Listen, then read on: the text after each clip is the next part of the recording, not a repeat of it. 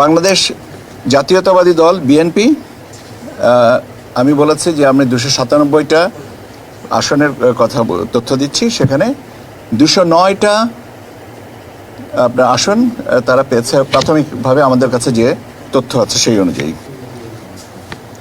বাংলাদেশ জামায়াতে ইসলামী পেয়েছে 68টা। বাংলাদেশ জামায়াতে ইসলামী পেয়েছে 68টা। জাতীয় নাগরিক পার্টি এনসিপি পেয়েছে 6টি। বাংলাদেশ খেলাফত মজলিস পেয়েছে 2টি। ইসলামী আন্দোলন বাংলাদেশ পেয়েছে 1টি। গণ অধিকার পরিষদ পেয়েছে 1টি। বাংলাদেশ জাতীয় পার্টি বিজেপি পেয়েছে 1টি। গণসংহতি আন্দোলন পেয়েছে 1টি। খেলাফত মজলিস পেয়েছে 1টি।